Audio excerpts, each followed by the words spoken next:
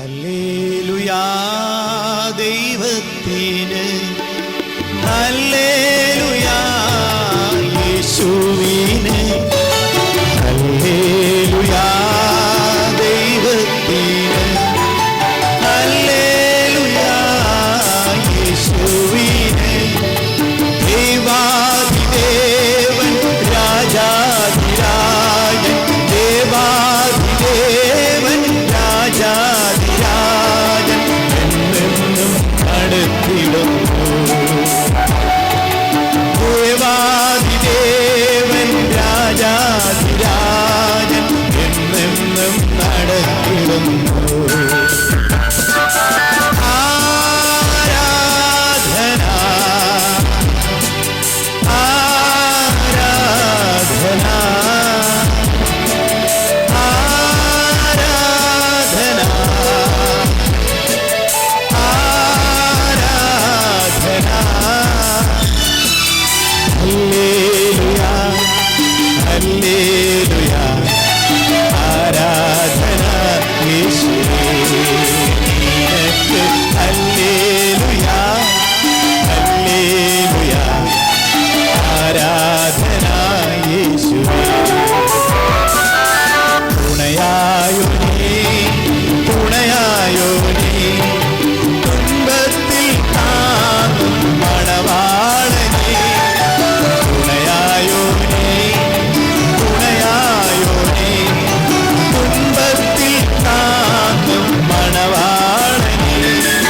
കണ്ണീരു നീക്കി മുറിവുകൾ ഉണക്കി, കണ്ണീരു നീക്കി മുറിവുകൾ ഉണക്കി കനിവോടെ നടത്തിടുന്നു. ഓ കണ്ണീരു നീക്കി മുറിവുകൾ ഉണക്കി കനിവോടെ നടത്തിടുന്നു. ആരാധന ആരാധന ഓ ആരാധന യേശുവേ. ആരാധന ഹല്ലേലൂയാ ഹല്ലേലൂയാ ആരാധന യേശുവേ നിനക്ക്. ഹല്ലേലൂയാ ഹല്ലേലൂയാ ആരാധന യേശുവേ. ഹല്ലേലൂയ. ഞങ്ങൾ ഞങ്ങളെ തന്നെ ഞങ്ങളുടെ കരങ്ങളിൽ സമർപ്പിക്കുന്നു. നന്ദി പറഞ്ഞുകൊണ്ട് ഞങ്ങൾ അങ്ങയുടെ മുൻപിലിരിക്കുന്നു. നന്ദിയല്ലാതെ ഞങ്ങൾക്ക് പറയുവാനൊന്നുമില്ല കർത്താവേ. യേശുവേ സ്തോത്രം. ഗുരുവേ ആരാധന, ഗുരുവേ ആരാധന. ഞങ്ങളുടെ ഗുരുവേ അങ്ങേക്ക് ആരാധന. ഞങ്ങൾക്ക് വേണ്ടി ജീവനം തന്നവനെ അങ്ങേക്ക് ആരാധന. ഓ നിന്റെ മക്കളോടൊന്ന് സംസാരിക്കണമേ, സംസാരിക്കണമേ. ഞങ്ങളുടെ ഉള്ളുകളിൽ, ഞങ്ങളുടെ ഉള്ളിൽ ഞങ്ങളുടെ ജീവന്റെ ആത്മാവായി നിറങ്ങി വരണമെന്ന് പ്രാർത്ഥിക്കുന്നു. ഞങ്ങളുടെ വചനം വചനത്തിൻ്റെ ആഴത്തിൽ മനസ്സിലാക്കുവാൻ ഞങ്ങളെ സഹായിക്കണമേ. വ്യക്തമായി സംസാരിക്കണമേ കർത്താവേ. സൈന്യത്താലല്ല, ബലത്താലല്ല, ദൈവത്തിൻ്റെ ആത്മാവിനാലാണ് കാര്യം. ഞാൻ എന്ത് പറഞ്ഞാലും അങ്ങ് പ്രവർത്തിച്ചാലേ ഇവർക്ക് മനസ്സിലാകുകയുള്ളൂ കർത്താവേ. അങ്ങ് പ്രവർത്തിക്കണമെന്ന് പ്രാർത്ഥിക്കുന്നു. ഹൃദയങ്ങളോട് സംസാരിക്കണമെന്ന് പ്രാർത്ഥിക്കുന്നു. സകല മഹത്വം അങ്ങേക്ക് തരുന്നു. അങ്ങയുടെ കൃപ ഞങ്ങൾക്ക് ഇന്ന് ഒരുപാട് വേണം യേശുപ്പ, ഒരുപാട് വേണം. യേശു ക്രിസ്തുവിൻ നാമത്തിൽ തന്നെ പിതാവേ. എല്ലാവർക്കും ചേർന്ന് പറയാം ആമേൻ. ദൈവസന്നിധിയിൽ നമുക്കിരിക്കാം. Hallelujah we worship you. ഇന്നലത്തെ രാത്രിയിൽ ഞാൻ പറഞ്ഞു, യേശു ക്രിസ്തുവിനെ ഗുരു എന്ന വേദപുസ്തകത്തിൽ അനേകം സ്ഥലങ്ങളിൽ എഴുതിയിരിക്കുന്നു. എന്നാൽ പലപ്പോഴും ക്രിസ്ത്യാനികൾ യേശുവിനെ ഗുരു ആയിട്ട്, ഗുരുവേ എന്ന് വിളിച്ച് നമ്മൾ കേട്ടിട്ടില്ല. യേശുവിനെ നമ്മൾ പലപ്പോഴും കർത്താവെന്നോ നാഥനെന്നോ രക്ഷകനെന്നോ ഒക്കെ വിളിക്കാറുണ്ട്. അതെല്ലാം അങ്ങനെയാണ്. എന്നാൽ യേശു പറയുന്നു, ഞാൻ രക്ഷകനും കർത്താവും മാത്രമല്ല, ഞാൻ ഗുരുവാണ്. ഗുരുവാണ് വെളിച്ചം തരുന്നത്. വെളിച്ചം വന്നാലേ നമുക്ക് രക്ഷയുണ്ടാവുകയുള്ളൂ. വെളിച്ചം വളരെ പ്രാധാന്യമാണ്.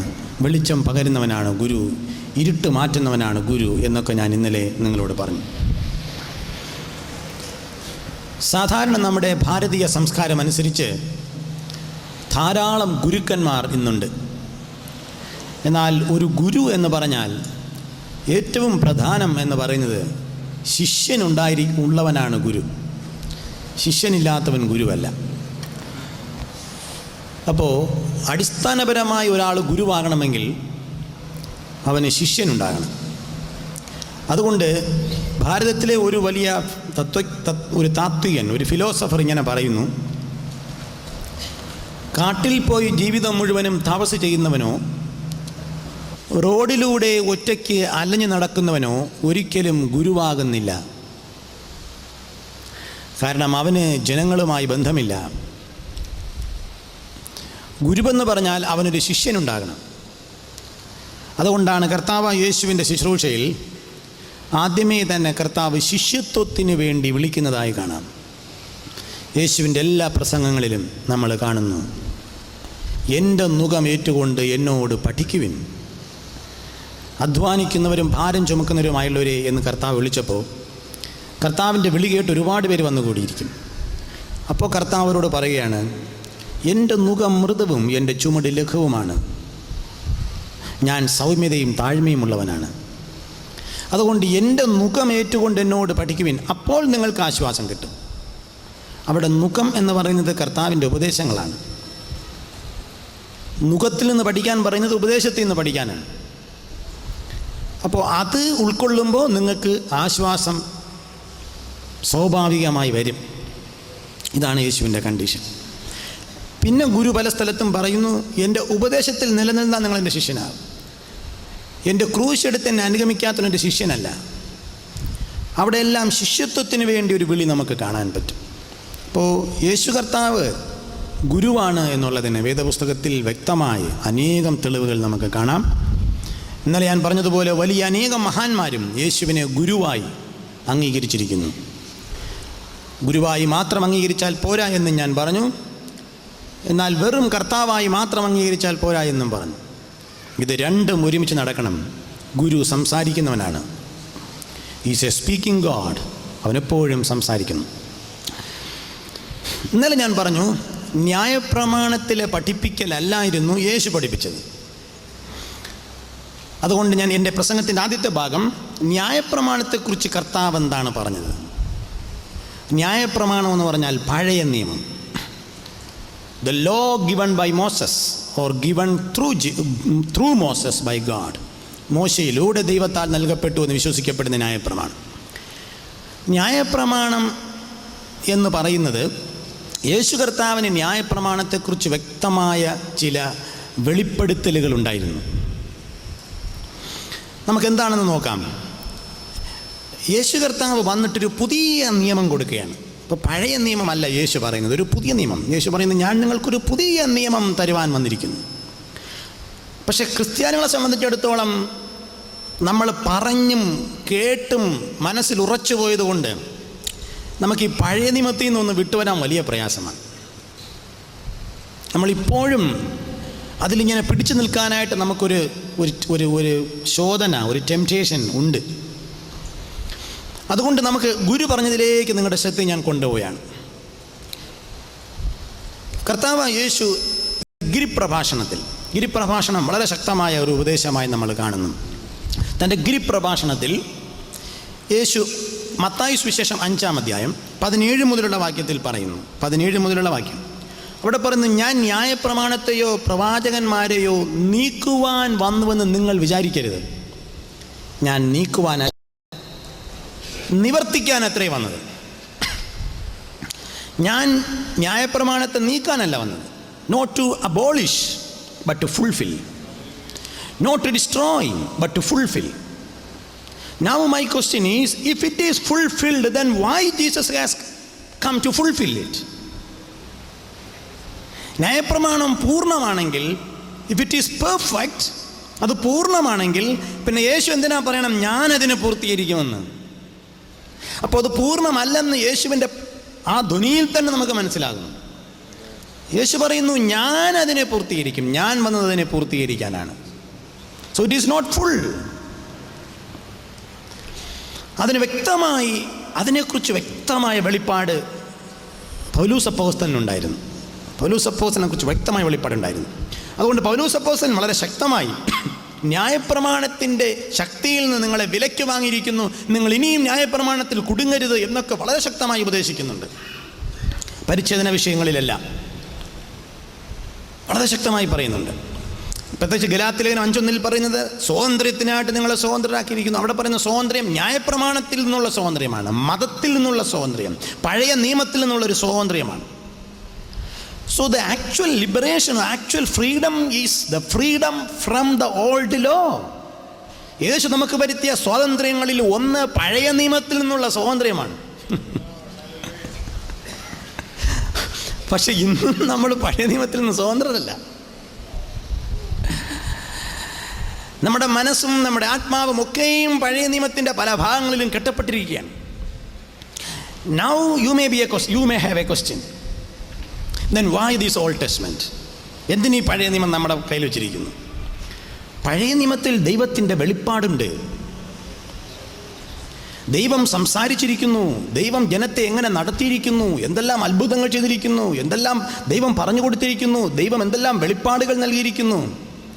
അപ്പോൾ ദൈവത്തിൻ്റെ വെളിപ്പാടുകൾ പഴയ നിയമത്തിലുണ്ട്, പക്ഷെ അത് പൂർണ്ണമല്ലെന്നേ ഉള്ളൂ. You see the revelations of God in the Old Testament. ദൈവം അബ്രഹാമിനോട് എങ്ങനെ സംസാരിച്ചു, ദൈവം മോശയോട് എങ്ങനെ സംസാരിച്ചു, യോശുവയോട് എങ്ങനെ സംസാരിച്ചു, പ്രവാചകന്മാരിലൂടെ എങ്ങനെ സംസാരിച്ചു, എല്ലാം ദൈവത്തിൻ്റെ വെളിപ്പാടുകളാണ്.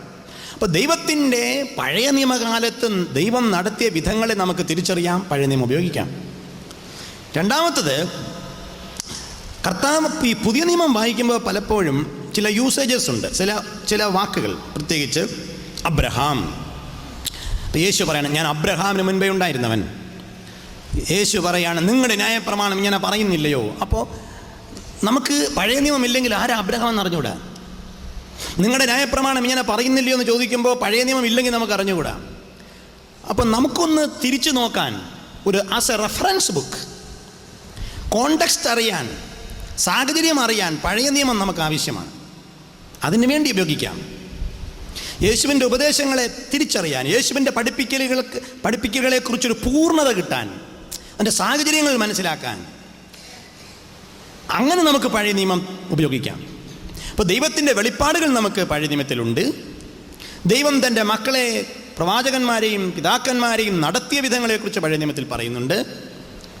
യേശുക്രിസ്തു വെളിപ്പാടുകളുടെ പൂർണ്ണമായി ലോകത്തിൽ വരുവാനുള്ള കാരണം, അതിൻ്റെ ഒരുക്കൽ, ഗലാത്യർ 4:4 പറയുന്നു, കാലസമ്പൂർണതയിൽ, in the fullness of time.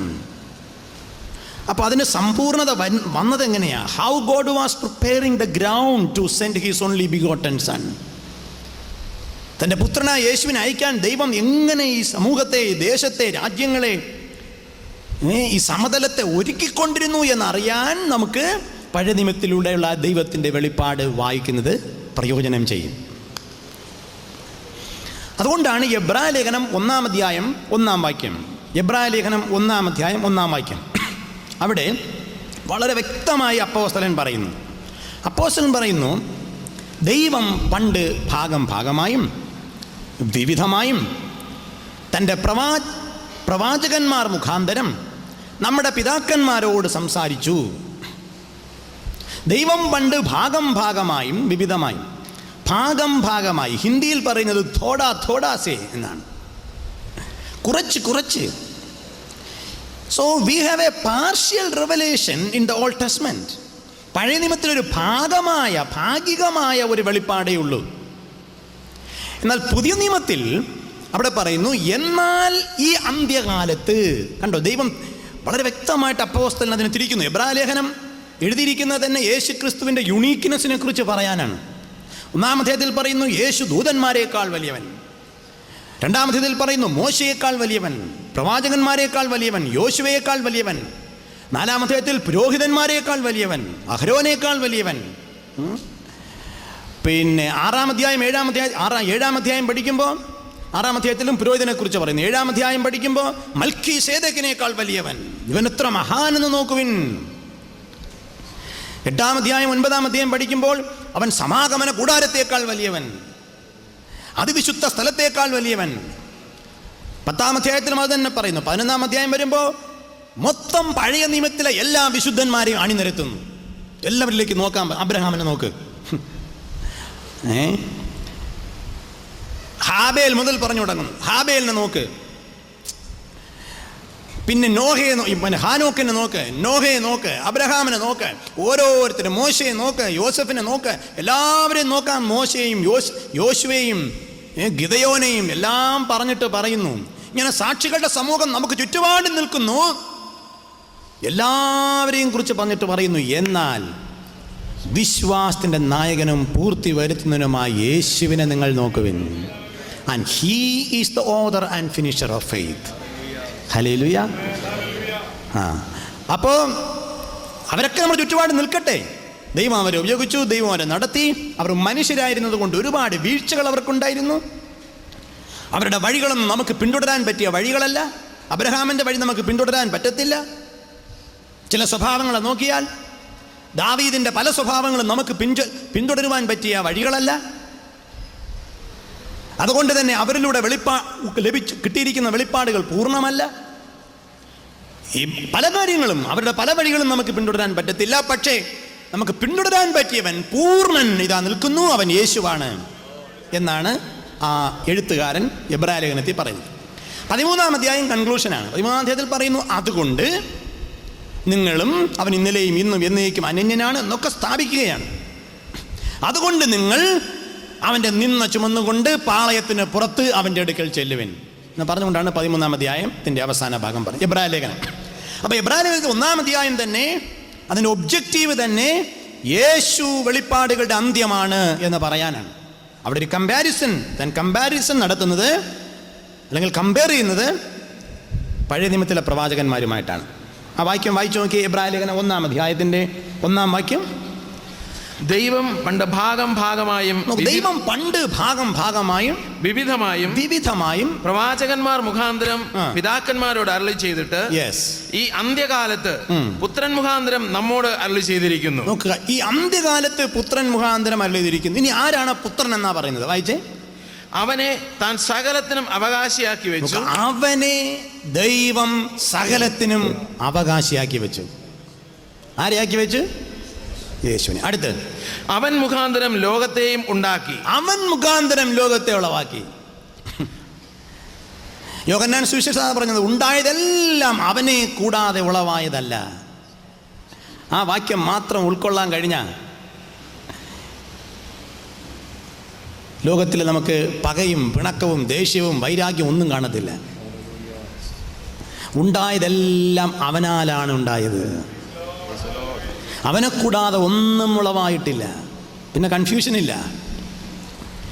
അപ്പം അതുകൊണ്ടാണ് യേശുവിലുള്ള വെളിപ്പാടാണ് പൂർണ്ണം ബൈബിളിലൂടെ നമ്മൾ കാണുന്നതെന്ന് മനസ്സിലാക്കുന്നത്. അപ്പോൾ പഴയ നിയമത്തിൽ ദൈവം പണ്ട് ഭാഗമായും വിവിധമായും പലരിലോടും ഭാഗികമായി സംസാരിച്ചുകൊണ്ടിരുന്നു. അത് യഹൂദന്മാരോട് സംസാരിച്ചതും നമ്മുടെ കയ്യിൽ കിട്ടിയിരിക്കുന്നതും ആയ ബൈബിളും, അതുപോലെ ലോകത്തിൻ്റെ പല രാജ്യങ്ങളിലും പല ഭാഗങ്ങളിലും അവിടെയുള്ള പിതാക്കന്മാരോട് അവരുടെ പ്രവാചകന്മാരിലൂടെ ദൈവം സംസാരിച്ചിട്ടുണ്ട്. അവർക്കും വെളിപ്പാടുകൾ കിട്ടിയിട്ടുണ്ട്.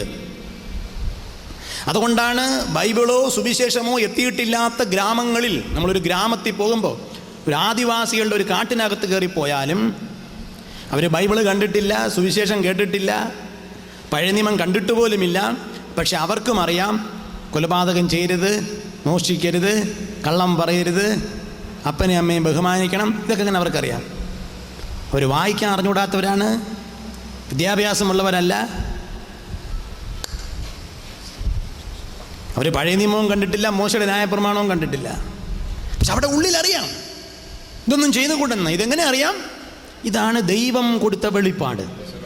ദൈവം അവരുടെ മനസാക്ഷിയോട് വെളിപ്പാടുകളായി സംസാരിച്ചുകൊണ്ടിരുന്നു. ഇത് അവരുടെ പിതാക്കന്മാരിലൂടെ അവരിലേക്ക് ലഭിച്ചതാണ്. അപ്പോൾ പിതാക്കന്മാരോട് ദൈവം സംസാരിച്ചുകൊണ്ടിരുന്നു, പലരിലൂടെയും സംസാരിച്ചുകൊണ്ടിരുന്നു. ഒടുവിൽ അവസാനമായി ദൈവം തൻ്റെ പുത്രനായ യേശുവിലൂടെ സംസാരിച്ചിരിക്കുന്നു. അതാണ് പൂർണ്ണം. എന്താണ് ഇവിടെ എഴുത്തുകാരൻ സ്ഥാപിച്ചിരിക്കുന്നത്? അപ്പോൾ പഴയ നിയമത്തിലുള്ളത് ഇവിടെ തന്നെ നമുക്ക് മനസ്സിലാക്കാം ഭാഗികമാണെന്ന്. യേശു കർത്താവ് പറഞ്ഞതിൽ നിന്ന് വ്യക്തമാണ്, ഞാൻ നിവർത്തിക്കാനാണ് വന്നത്, ഞാനാണ് നിവർത്തിക്കാൻ വന്നത്, ഞാൻ നിവർത്തിക്കും. 5-ാമത്തെ 20-ാം വാക്യം മത്തായി 5:20 പറയുമ്പോൾ അവിടെ എഴുതിയിരിക്കുന്നു, അതുകൊണ്ട് നിങ്ങളുടെ നീതി ശാസ്ത്രിമാരുടെയും പരീശന്മാരുടെയും നീതിയെ കവിയുന്നില്ലെങ്കിൽ സ്വർഗ്ഗരാജ്യത്തിൽ കടക്കുകയില്ല. അപ്പോൾ നിങ്ങളുടെ നീതി പരീശന്മാരുടെയും ശാസ്ത്രിമാരുടെയും നീതി കവിയണം. എന്ന് വെച്ചാൽ എന്താ? അവരിത്രയും കാലം പഠിച്ചു വച്ചിരിക്കുന്നത് ന്യായപ്രമാണത്തിലെ നീതിയാണ്. അവരുടെ നീതി കൊണ്ട് സ്വർഗത്തിൽ പോകാമെന്ന് കരുതരുത്. അവർക്ക് കിട്ടിയിട്ടുള്ള വെളിപ്പാട് ഭാഗികമാണ്. ആ വെളിപ്പാടനുസരിച്ചാണ് അവർ പോകുന്നത്. ആ വെളിപ്പാട് കൊണ്ട് സ്വർഗ്ഗത്തിൽ കിടക്കത്തില്ല. അതുകൊണ്ട് അവരുടെ നീതിയേക്കാൾ ഒരു പടി കൂടെ കവിയണം. അതെന്താണെന്ന് ഞാൻ പറയാം എന്നാണ് യേശു പിന്നെ പറയുന്നത്. അപ്പോൾ അവർക്ക് ലഭിച്ച വെളിപ്പാട് പൂർണ്ണമല്ല എന്നുള്ളത് വ്യക്തമാണ്. ഇനി ഒരു തെളിവ് കൂടെ പറയാം, കുറേ തെളിവുകൾ പറയാം. ലൂക്കോസ് വിശേഷം 16:16, ലൂക്കോസ് 16:16 വളരെ വ്യക്തമായിട്ട് യേശു ഈ കാലഘട്ടത്തെ രണ്ടായി തിരിക്കുന്നു.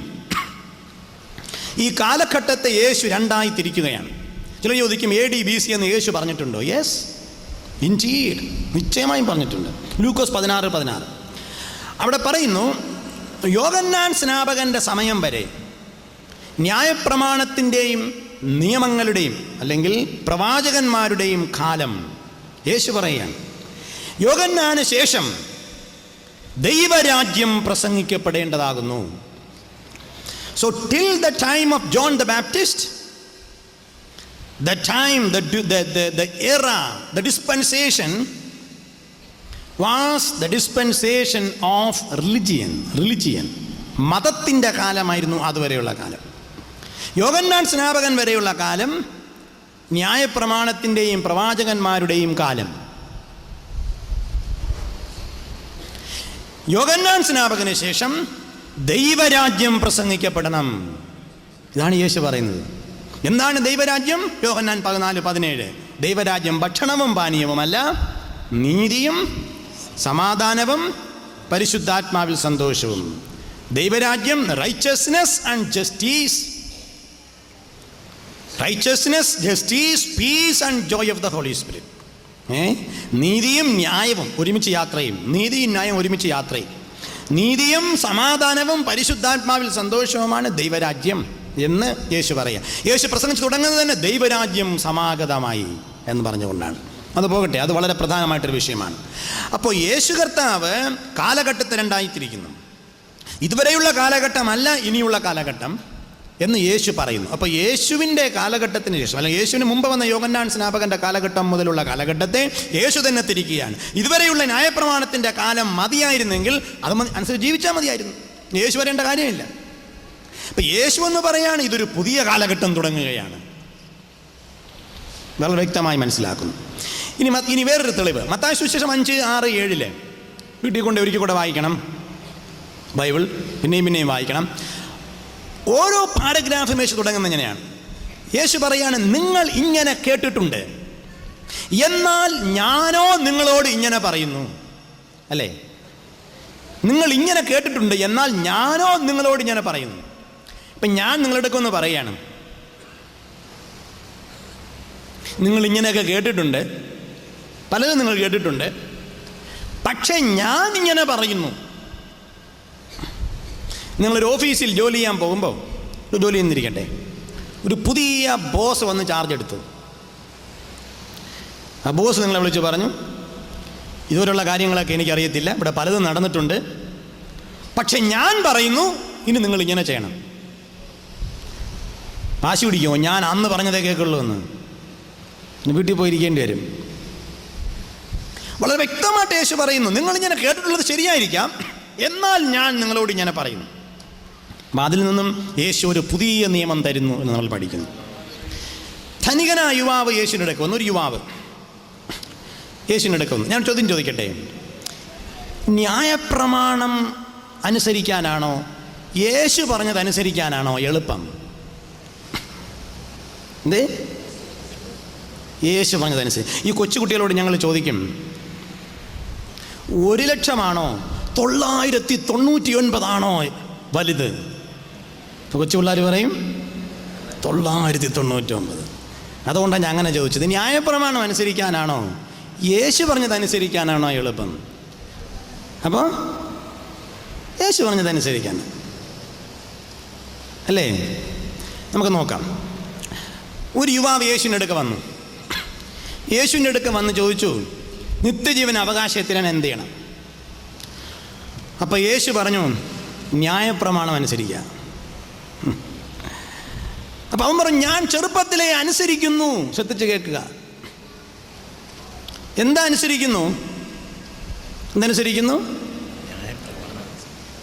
എല്ലാം അനുസരിക്കുന്നു. കൊല ചെയ്യരുത്, വ്യഭിചാരം ചെയ്യരുത്, മോഷ്ടിക്കരുത്, കള്ളം പറയരുത്, മോഹിക്കരുത്, അപ്പനെമ്മയും ബഹുമാനിക്കുക, ശബത്ത് നാളിനെ ശുദ്ധീകരിക്കാൻ ഓർക്കുക.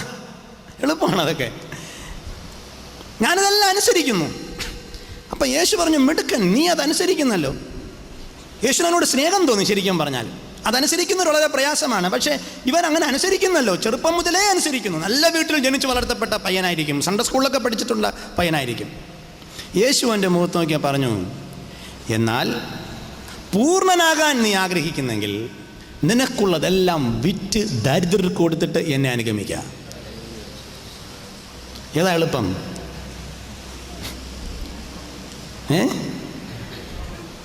ഏതാ എളുപ്പം? നിങ്ങൾക്ക് അറിയാം, പക്ഷെ പറയത്തില്ല.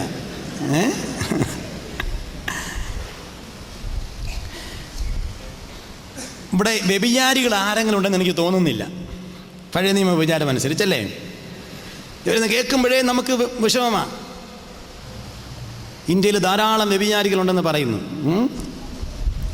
യേശു പറയാണ്, വ്യഭിചാരം ചെയ്തത് നിങ്ങൾ കേട്ടിട്ടുണ്ട്, എന്നാൽ ഞാൻ നിങ്ങളോട് പറയുന്നു, സ്ത്രീയെ ആസക്തിയോട് നോക്കിയാൽ നീ അവളോട് വ്യഭിചാരം ചെയ്തു. ഏതാ എളുപ്പം? തിരിച്ചും കേട്ടോ, തിരിച്ചും. ഏതാ എളുപ്പം? യേശു പറഞ്ഞതാണ് ന്യായപ്രമാണമാണ് എളുപ്പം. ഇനിയും ഓരോ നാട്ടിൽ ചോദിക്കാം ഇതുപോലെ.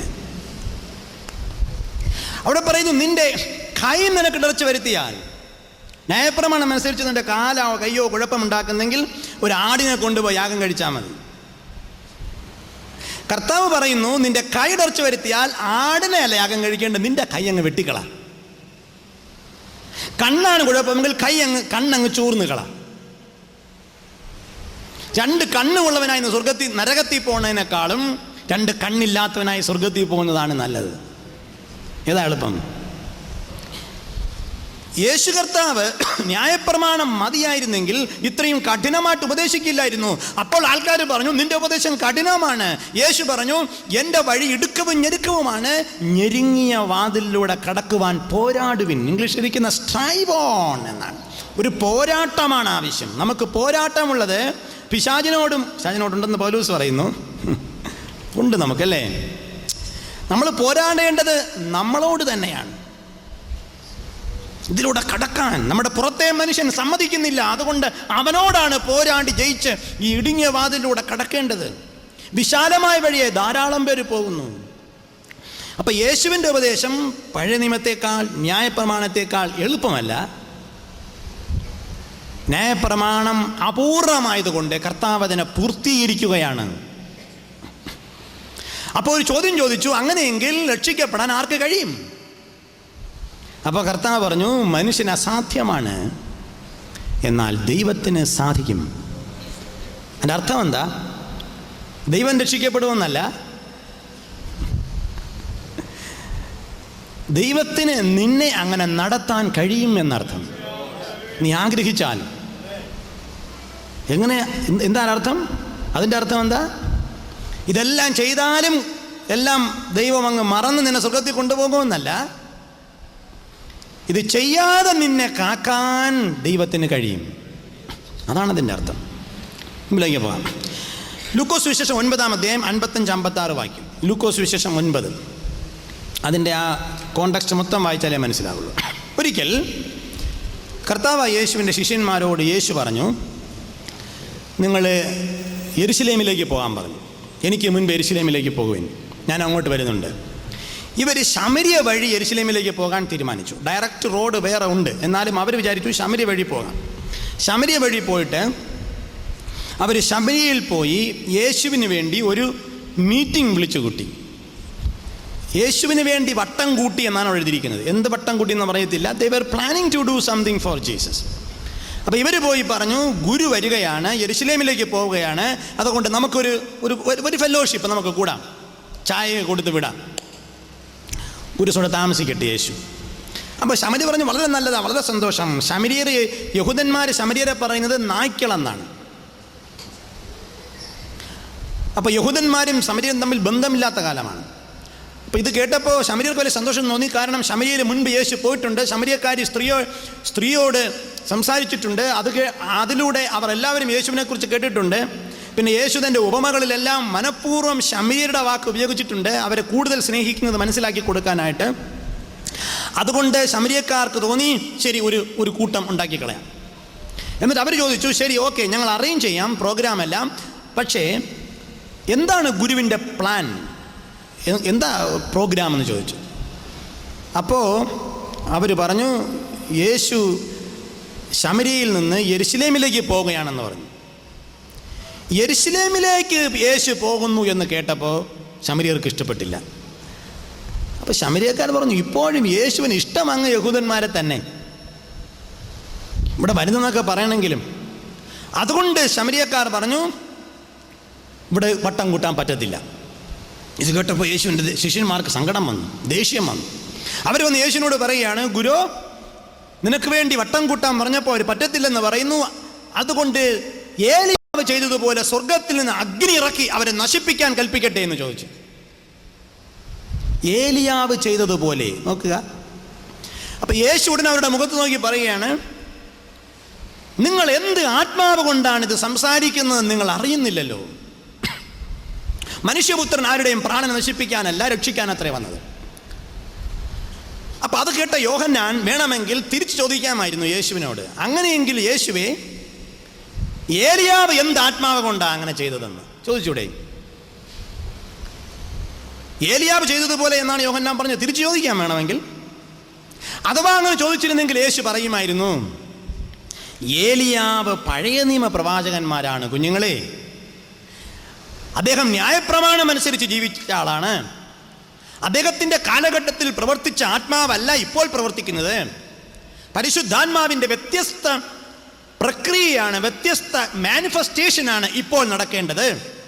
പഴയ നിയമകാലത്തിൽ പ്രവർത്തിച്ച പരിശുദ്ധാത്മാവും പുതിയ നിയമകാലത്തിൽ പ്രവർത്തിച്ച പരിശുദ്ധാത്മാവും ഒന്നാണെങ്കിലും പ്രവർത്തന ശൈലിയിൽ വലിയ മാറ്റം ദൈവം വരുത്തി ഒരു പ്രോഗ്രസീവ് റെവലേഷൻ, ഒരു പ്രോഗ്രസീവ് മാനിഫെസ്റ്റേഷൻ നൽകിയിരിക്കുന്നു എന്ന് യേശു കർത്താവ് പറഞ്ഞ് മനസ്സിലാക്കി കൊടുക്കുമായിരുന്നു.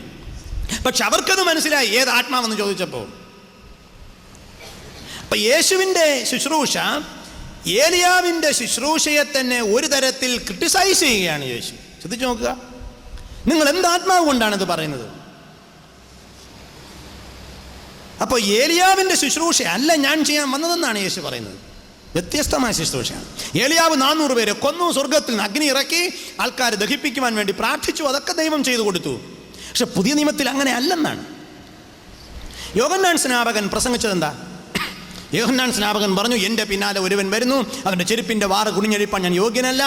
അവൻ എന്ത് ചെയ്യും? വന്ന് ഇപ്പോൾ തന്നെ വൃക്ഷങ്ങളുടെ ചുവടുകൾക്ക് കൊടാലി വച്ചിരിക്കുന്നു, അവൻ നിങ്ങളെ വെട്ടി തീയിലിടും, ഫലം കായ്ക്കാത്തവനൊക്കെ തീയിലിട്ട് നശിപ്പിക്കും. പിന്നെന്ത് ചെയ്യും? വീശുമുറം അവൻ്റെ കയ്യിലുണ്ട്, മുറം അവൻ്റെ കയ്യിലുണ്ട്, പാറ്റി കളത്തെ മുറ്റും വെടിപ്പാക്കിയിട്ട് പതിരിനെ എല്ലാം കെടാത്ത തീയിലിട്ട് ചുട്ടുകളയും. ഇതൊക്കെയാണ് യോഹന്നാൻ സ്നാപകൻ യേശുവിനെ കുറിച്ച് ചിന്തിച്ച് പറഞ്ഞത്. എന്നിട്ട് യേശു വന്ന് പ്രസംഗിക്കാൻ തുടങ്ങി. യേശുവിൻ്റെ കയ്യിൽ കോടാലിയുമില്ല, കയ്യിൽ വീശുമുറവുമില്ല. യേശു ഒരു വൃക്ഷങ്ങളെയും വെട്ടുന്നുമില്ല, ആരെയും പാറ്റുന്നുമില്ല. യേശു എല്ലാവർക്കും ആശ്വാസം പറയുന്നു, പാപികളോട് ഒരുമിച്ച് നടക്കുന്നു. വ്യഭിചാരികളുടെ ഭവനത്തിൽ ഭക്ഷണം കഴിക്കുന്നു. യേശുവിൻ്റെ ഭക്ഷണത്തിൽ പാപികളും വ്യഭിചാരികളും കൂടെ വന്നിരിക്കുന്നു. എല്ലാവരോടും തിന്നും കുടിച്ചും സന്തോഷിക്കുന്നു. യോഹന്നാൻ അതൊട്ടും പിടിച്ചില്ല. യോഹന്നാൻ കണ്ടതാണ് പരിശുദ്ധാത്മ ഇറങ്ങി വന്നത്. യോഹന്നാൻ കേട്ടതാണ് സ്വർഗത്തിലെ ശബ്ദം, ഇവൻ എൻ്റെ പ്രിയപുത്രനെന്ന്. സ്വർഗത്തിലെ ശബ്ദം കേട്ടാലും സ്വർഗത്തിലെ വെളിപ്പാട് കണ്ടാലും നമ്മുടെ ചില മുൻവിധികൾ മാറുന്നില്ല. ശരിയല്ലേ? നമ്മൾ പഠിച്ചു വച്ചിരിക്കുന്നത് അങ്ങനെയാണ്. നമ്മുടെ കൾച്ചറൽ, നമ്മുടെ കൾച്ചർ, നമ്മുടെ ചില പ്രിജുഡീസ്, നമ്മുടെ മുൻവിധികൾ, നമ്മൾ പഠിച്ചു വച്ചിരിക്കുന്ന പല കാര്യങ്ങളും ഇന്നും അങ്ങോട്ട് മാറ്റാൻ വലിയ പാടാണ്. ഇതെല്ലാം കേട്ടാലും എല്ലാം കണ്ടാലും അപ്പോൾ യോഹന്നാന് സംശയം. യോഹന്നാൻ ആളയക്കുകയാണ്, ഇത് ശരിയാണോ, ഈ പറയുന്നതൊക്കെ ഞാൻ കാണുന്നത് ശരിയാണോ, നീയാണോ മെശിഹ? ജയിലിൽ കിടക്കുകയാണ് യോഹന്നാൻ. ജയിലിൽ കിടന്നപ്പോൾ ആളയക്കുന്നു, നീയാണോ വരാനുള്ളവൻ, അതോ മറ്റൊരുത്തനെ കാത്തിരിക്കണമോ? നീയാണോ ശരിക്കും? നീ എന്നെങ്കിലും കോടാലി കൊണ്ട് വെട്ടുമോ? എന്നെങ്കിലും നീ തീയെ വെച്ച് ദഹിപ്പിക്കുമോ? എന്നെങ്കിലും നീ കളത്തമുറ്റും വെടിപ്പാക്കുമോ? ഞാൻ പ്രസംഗിച്ചത് തെറ്റാണോ? എനിക്ക് കിട്ടിയ വെളിപ്പാട് തെറ്റാണോ?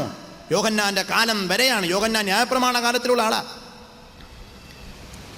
ദൈവരാജ്യത്തിൽ ഏറ്റവും ചെറിയവനേക്കാൾ ചെറിയവനാണ് യോഹന്നാൻ. വലിയ ആളല്ല, കാരണം അദ്ദേഹത്തിന്റെ കാലഘട്ടം അങ്ങനെയുള്ളതാണ്. അപ്പോൾ യേശു പറയുന്നു, അതേ ഞാൻ തന്നെ മെശിഹ എന്ന് പറയുന്നില്ല. യേശു പറയുന്നു, നിങ്ങൾ കാണുന്നതും കേൾക്കുന്നതും പോയി അവനോട് പറ. എന്താ കാണുന്നതും? അവിടെ എഴുതിയിരിക്കുന്നു, ദരിദ്രന്മാരോട് സുവിശേഷം അറിയിക്കുന്നു, കുരുടന്മാർക്ക് കാഴ്ച കൊടുക്കുന്നു, കുഷ്ഠരോഗികളെ ശുദ്ധരാക്കുന്നു, മരിച്ചവരെ ഉയർപ്പിക്കുന്നു, ഇങ്ങനെയുള്ളതെല്ലാം നിങ്ങൾ പോയി പറ എന്ന് പറഞ്ഞു. എന്നിട്ട് പറയുന്നു, എങ്കിൽ ഇടറിപ്പോകാത്തവരൊക്കെയും ഭാഗ്യവാന്മാർ. യോഹന്നാൻ പോലും എങ്കിൽ ഇടറിപ്പോയി എന്ന് യേശു പറയും.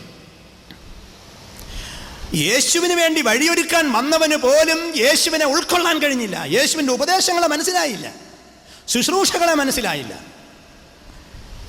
പിന്നെ എങ്ങനെ സാധാരണക്കാർക്ക് മനസ്സിലാവും?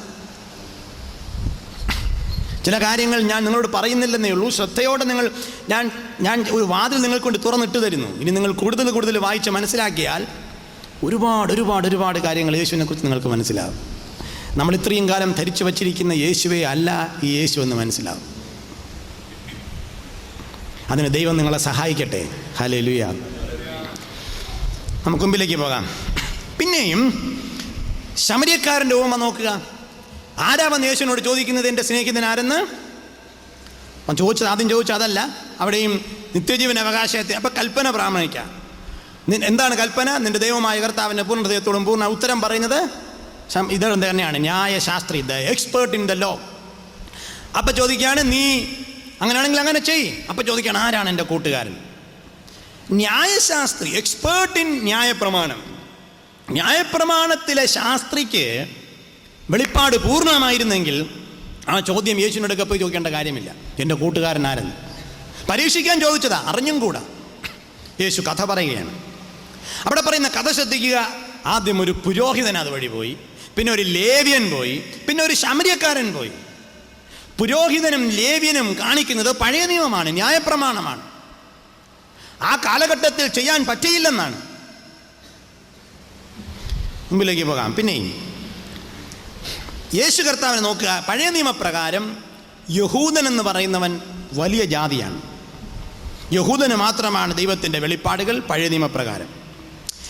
എന്നാൽ ആ യഹൂദനിൽ തന്നെ ലേവ്യനാണ് പുരോഹിതൻ, ലേവി ഗോത്രം. എന്നാൽ യേശു മനഃപൂർവ്വം ലേവി ഗോത്രത്തിൽ വന്നില്ല. യേശു എങ്ങനെ പുരോഹിതനാകുമെന്നുള്ളതാണ് ആൾക്കാരുടെ തർക്കം. ആൾക്കാർക്ക് ഉൾക്കൊള്ളാൻ പറ്റിയില്ല. അതാണ് പിന്നെ എബ്രായ എഴുത്തുകാരൻ പറയുന്നു വളരെ ശക്തമായിട്ട്. പിന്നെ അദ്ദേഹം പറയുന്നുണ്ട്, മൽക്കീസേദക്കിൻ്റെ കാര്യമൊക്കെ പറഞ്ഞ് യേശുവിനും മഹാപുരോഹിതനായിരിക്കാൻ കഴിയുമെന്ന് തെളിയിക്കുന്നുണ്ട്. അവിടെയും യേശു യഹൂദ ഗോത്രത്തിലാണ് വരുന്നത്, ലേവി ഗോത്രത്തിലല്ല.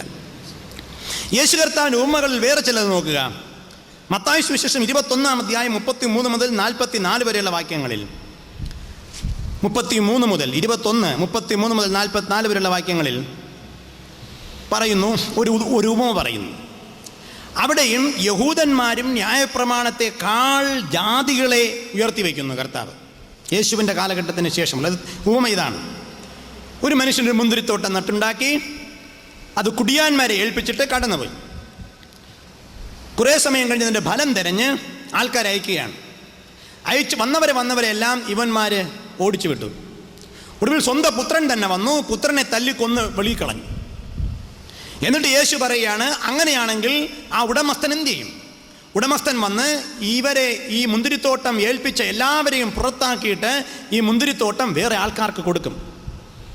എന്നിട്ട് യേശു ക്രിസ്തു പറയുകയാണ്, ഇങ്ങനെ തന്നെ ദൈവരാജ്യം ഫലം കൊടുക്കുന്ന ജാതികൾക്ക് കൊടുക്കും എന്ന് ഞാൻ നിങ്ങളോട് പറയുന്നു.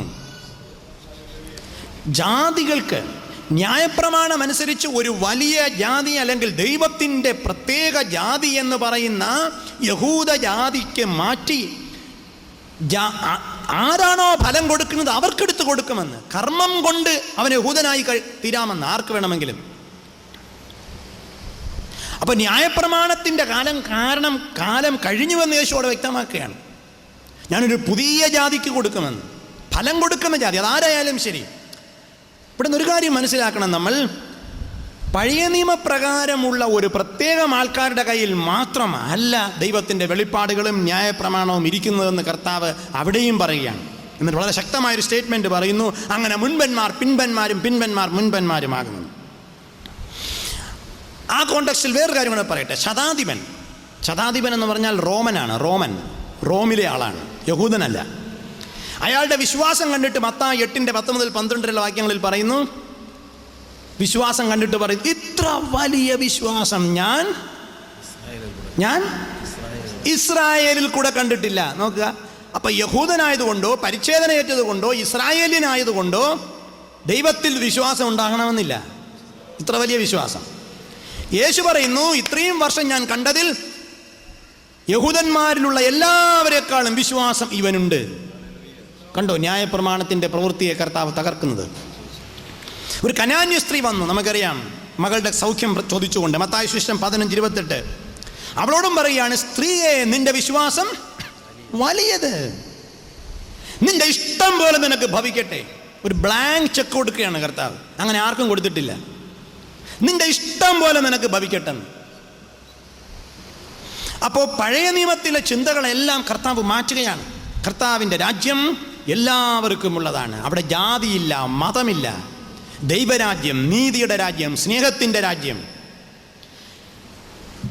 നേരത്തെ പറഞ്ഞതുപോലെ മുൻപന്മാർ പിൻപന്മാരും പിൻപന്മാർ മുൻപന്മാരുമാകും. ആ യൂസേജ് ഉണ്ടല്ലോ. The first will become the least and the least will become the first. ഇത് പല സ്ഥലത്തും കർത്താവ് പറഞ്ഞിട്ടുണ്ട്. ശ്രദ്ധിച്ച് നോക്കണം. ഏത് കോണ്ടക്സ്റ്റിലെന്നറിയാമോ പറയുന്നത്?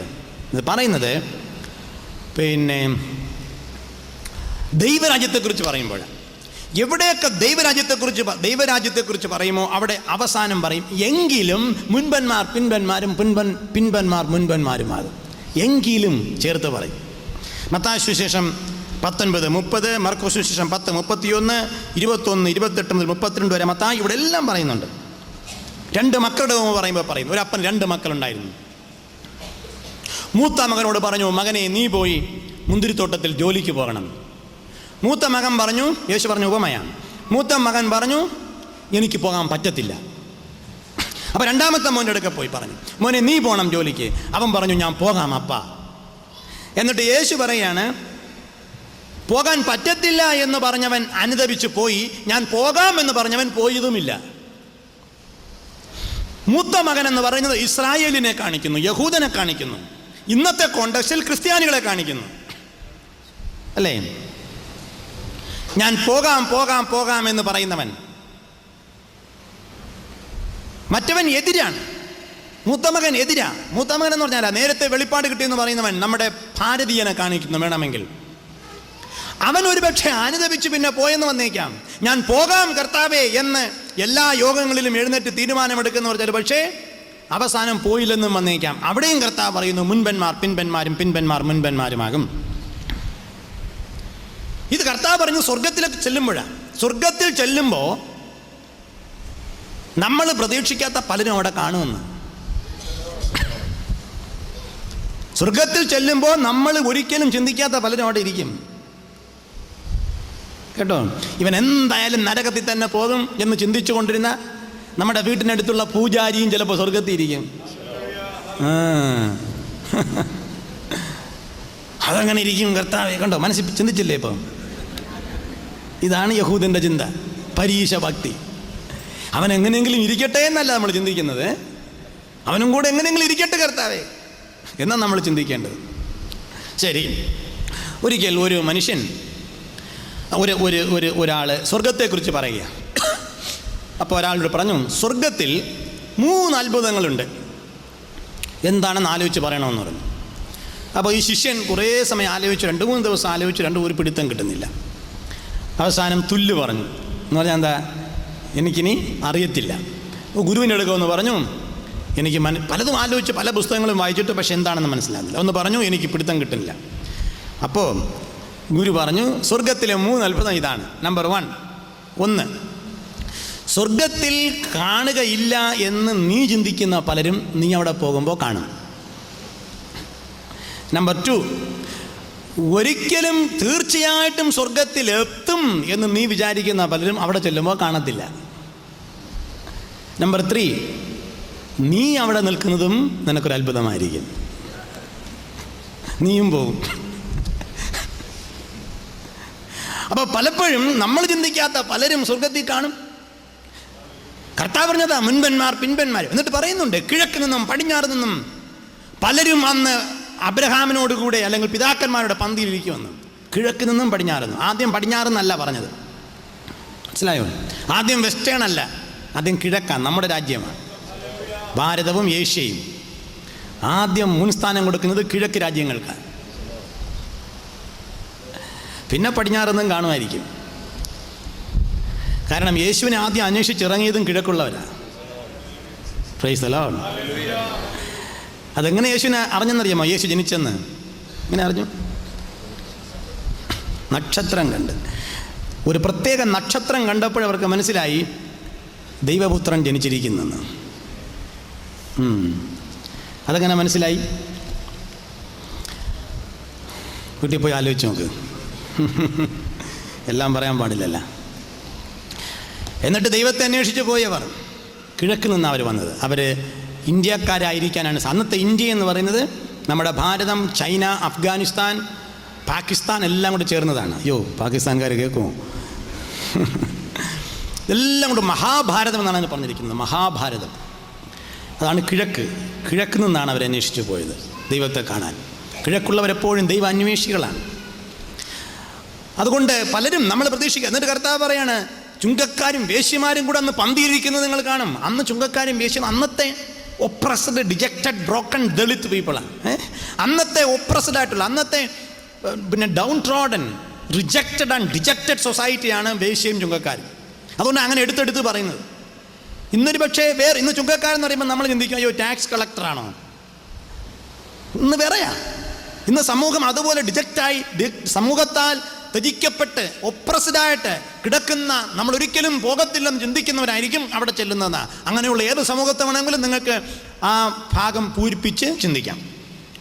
അപ്പോൾ ന്യായപ്രമാണം പൂർണ്ണമല്ലെന്നും പൂർണ്ണത യേശുവിലാണെന്നും യേശുവിൻ്റെ ഉപദേശങ്ങളിലാണെന്നും യേശു ശക്തമായി പറയുന്നു. അതാണ് ഞാൻ ആദ്യമായി ഇത്രയും സമയം പറഞ്ഞുകൊണ്ടിരുന്നത്. അപ്പോൾ പഴയ നിയമത്തിലെ വെളിപ്പാടുകൾ, നമുക്ക് പല വെളിപ്പാടുകളുമുണ്ട്. ഒത്തിരി വെളിപ്പാടുകൾ പഴയ നിയമത്തിൽ കേട്ടിട്ടുണ്ട്. എന്നാൽ പുതിയ നിയമത്തിലെ വെളിപ്പാടുകൾ പഴയ നിയമത്തിൻ്റെ വെളിപ്പാടുകൾ പോലെയല്ല. പുതിയ നിയമത്തിലെ വെളിപ്പാട് പൂർണ്ണമാണ്, സമ്പൂർണ്ണമാണ്. അതാണ് ഇത്രയും സമയം നമ്മൾ ചിന്തിച്ചുകൊണ്ടിരുന്നത്. അടുത്ത ഭാഗത്തിലേക്ക് പോകാം. അടുത്ത് ഞാൻ പറയാൻ ആഗ്രഹിക്കുന്നത് മതത്തെക്കുറിച്ചാണ്. മതം എന്തായിരുന്നു? യേശുക്രിസ്തുവിന് മതത്തെക്കുറിച്ചുള്ളൊരു കൺസെപ്റ്റ്. നമ്മളെല്ലാവരും മതം, ഇന്ന് ഒരുപാട് മതപരിവർത്തനമൊക്കെ പ്രശ്നങ്ങളൊക്കെ നടക്കുന്നുണ്ട്. പല സംസ്ഥാനങ്ങളിലും ആൻറ്റി കൺവേർഷൻ ലോ ഒക്കെ പാസ്സാക്കുന്നു, മതപരിവർത്തന നിരോധന ബില്ലൊക്കെ പാസ്സാക്കുന്നുണ്ട്. നമുക്ക് മതം വളരെ പ്രധാനമാണ്. നമുക്ക് മതത്തേക്കാൾ പ്രധാനം വേറൊരു സാധനമുണ്ടെന്ന് ഞാൻ പറയുന്നുണ്ട്, മതം. യേശുക്രിസ്തു മതത്തെക്കുറിച്ച് എന്താ പറഞ്ഞത്? യേശു പറഞ്ഞത് ഇങ്ങനെയാണ്, നിങ്ങൾ കടലും കരയും കടന്ന് ഒരുത്തനെ മതത്തിൽ ചേർക്കും, ഒടുവിൽ അവനെ ഇരട്ടിച്ച നരകയോഗ്യനാക്കി തീർക്കും. ഒരു പരിധിവരെ നമ്മൾ ചിന്തിക്കുമ്പോൾ ഇത് വളരെ സത്യമാണെന്ന് നമുക്ക് മനസ്സിലാകും. ഈ ഇടയ്ക്ക് ഒരാൾ എന്നെ കൺവെൻഷനെ പ്രസംഗിക്കാൻ വിളിച്ചു. ബദർ പറഞ്ഞു. ഞാൻ എന്താ വിഷയം, എന്താണ്? ഞാൻ തന്നെ വരണമെന്ന് പറഞ്ഞു. അത് കഴിഞ്ഞ വർഷം ഒരു കൺവെൻഷൻ നടന്നു. ഒരു ദേവദാസൻ്റെ പേര് പറഞ്ഞു. അദ്ദേഹം വന്നപ്പോൾ ഒരുപാട് അക്രൈസ്തവരൊക്കെ വന്നു, ഹിന്ദുക്കളൊക്കെ വന്നു. അവർ ചോദിക്കുന്നു ഇനി ഇങ്ങനെയുള്ള മീറ്റിംഗ് വയ്ക്കണമെന്ന്, അതുകൊണ്ട് ബ്രദർ വരണം. ഞാൻ പറഞ്ഞു ഞാൻ വരാം, പക്ഷെ എന്താണ് നിങ്ങളുടെ ഒബ്ജക്റ്റീവ്? അവർ വന്നിട്ടെന്താ? അല്ല, അവർ രക്ഷിക്കപ്പെടണം. ഞാൻ പറഞ്ഞു ശരി, അവർ രക്ഷിക്കപ്പെടണമെന്ന് തന്നെ ഞാനും ആഗ്രഹിക്കുന്നത്. ഒരു CSA കൺവെൻഷനാണ്, അവർ രക്ഷിക്കുമ്പോൾ ഞാനും ആഗ്രഹിക്കുന്നു. അപ്പോൾ എനിക്ക് ഈ പള്ളിയെക്കുറിച്ച് നന്നായിട്ട് അറിയാം. അടിയടക്കാത്ത ഞായറാഴ്ച വളരെ കുറവാണ്. അപ്പോൾ അച്ഛനോട് ഞാൻ ചോദിച്ചു, അവർ വന്നിട്ട് എന്ത് ചെയ്യാനാണ്? അയ്യോ അന്ന് ഞാൻ ബ്രദർ അങ്ങനെ ചോദിക്കുന്നു, ബ്രദർ എന്തിനാ ഇങ്ങനെയൊക്കെ ചോദിക്കുന്നതെന്ന്. ഞാൻ പറഞ്ഞു, ഞാൻ ഗൗരവമായിട്ട് ചോദിക്കുക, അവരിങ്ങോട്ട് വന്നിട്ട് എന്ത് ചെയ്യാനാ? അല്ല, അവർ വന്ന് നമ്മുടെ പള്ളിയിൽ വരും കുറച്ച് ദിവസം കഴിയുമ്പോൾ. പള്ളിയിൽ വന്നിട്ട്